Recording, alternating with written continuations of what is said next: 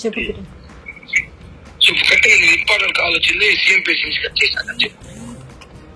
నువ్వు చెప్పాలి కిరణ్, నాది కాదు. చూడు మేడం గారు, రెడ్డి గారు, నాది భారీ చర్చి కొంత నొప్పి చేసింది, బీపీ షుగర్ అన్ని చేయడం వల్ల. ఇప్పుడు నేను మాట్లాడు, ఫస్ట్ ఆఫ్ ఆల్ ఒకటి నాకు మెసేజ్ చేయకండి. నేను మెసేజ్ నేను ఒకసారి మెంటల్ గా ఉండను, ఏదైనా పెట్టేస్తాను. పాప మీరు హర్ట్ అవుతారు, ఎందుకంటే చాలా పరువు గల బాధ్యత గల ఒక పరువు గల కుటుంబంలో పుట్టారు మీరు, గౌరవమైన కుటుంబం, పెద్ద కుటుంబం. మేము మెసేజ్ పెట్టి మీరు ఫీల్ అయ్యి మళ్ళీ ఎందుకు ఇవంతా, మీకు ఏమి చేయాలో భవిష్యత్తులో నేనే చేరుస్తా. కొద్ది రోజుల్లో నాకు రావాల్సింది రాగానే నేను మీ అన్న రాజారెడ్డి గారు లేదా మీ తమ్ముడు ఉన్నాడు కదా ఈశ్వర్ రెడ్డి గారు, ఆ అతను రెడ్డిలే పల్లెరెడ్డి ఈశ్వర్ రెడ్డి గారు పిలిపించి సెటిల్ చేస్తా.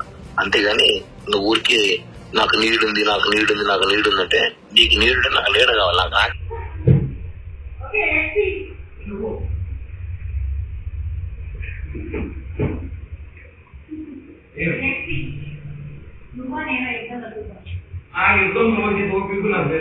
నాకు నేను చెప్పాను కదా,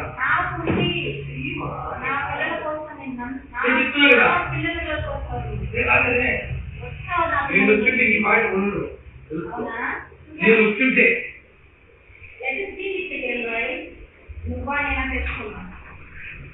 లేదురా, అది పరిస్థితి. సో మీరు మెసేజ్ ఆ పని మీద మెసేజ్ చేయకండి. మీరు డైలాగులు చెప్పి రచ్చగొట్టాలని చూసినా, నేను రెచ్చిపోవాలని చూసినా, నన్ను ఏమంటది మాట్లాడినా చేయకండి. ఒక్కటే డిసెంబర్ 30th అయిపోయింది మన ఇద్దరికి సినిమా లావాదేవీలు క్లోజ్. డిసెంబర్ 30th క్లోజ్ అయిపోయింది. ఏమో మీరు రావాలి డబ్బులు అన్నారు, మాట్లాడతాం అంటే నేను కుదరదు, చేయలేకుదా చేద్దాం. అంతేగాని దానికోసం మీరు ఊరికి నాకు మీకు గుర్తొచ్చినప్పుడంతా నాకు మెసేజ్ పెడితే మాత్రం నేను ఒకసారి రిప్లై ఇవ్వలేను.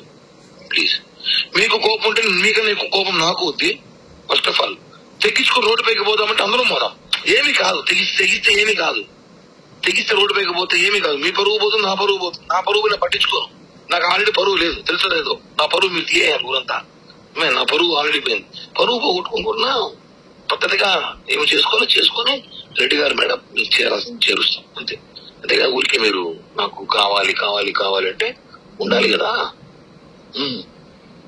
ఇప్పుడు నేను బాకీ అంటే వాడిని అడగతా, పోయేసి రాజారెడ్డి అమ్ముకో, ఇంకోటి అమ్ముకో, కిషోర్ అమ్ముకో, ఇంకోటి అమ్ముకో, వాళ్ళకి నాకే పని. నువ్వు ఆ రోజు మాట్లాడే విషయం నాతో మాట్లాడు, వాళ్ళింటికి పోయి వాళ్ళ గురించి చెప్పాల్సిన అవసరం ఏమొచ్చింది? అంత రీజన్ ఏంటి? అది తప్పు కదా, చీపు కదా, అసహ్యం కదా. చెప్తున్నా కదా, దానికి మీరు భవిష్యత్తులో దేవుడు ఉన్నాడు, వెంకటేశ్వర స్వామి ఉన్నాడు, చూస్తూ ఉన్నాడు. శిక్ష ఎవరికి ఒకసారి చూస్తున్నాడు. మీరు లైఫ్ స్పాయిల్ అయిపోయిందన్న సో ఇంకొక ఇద్దరు ముగ్గురు లైఫ్ స్పాయిల్ చేయాలని చూసి తప్పది. ఏదైనా లిమిట్స్ ఉంటది, దాని దాటి క్రాస్ చేస్తే ఎవడైనా సరే ఒక ఓపిక, ఒక మొగడు ఎవడైనా కొంచెం లిమిట్స్ లో ఉన్నాడు, ఆడది కానీ అబ్బాయి కానీ ఆ లిమిట్స్ దాటితే పరిస్థితులు మారిపోతాయి. అది ఏమున్నా మీరు తెలుసుకోవాలి మేడం. ఓకేనా? మీకు ఏమంటే మరి రికార్డు చేయడము, స్క్రీన్ షాట్లు తీసి పెట్టుకోవడము అవన్నీ నేను చేయను మేడం. ఎందుకంటే మా నాన్నకే నేను పుట్టినా, ఫైట్ చేస్తా నేను. మా నాన్నకే నేను పుట్టినా, జానకిరామ్ నాయుడు పుట్టాం కాబట్టి నేను చెప్తున్నా. నాకు ఈ రికార్డు చేయడము, స్క్రీన్ షాట్లు తీసుకోవడము, బ్లాక్ మెయిల్ చేయడము, అందరూ చూపించడం నాకు తెలియదండి.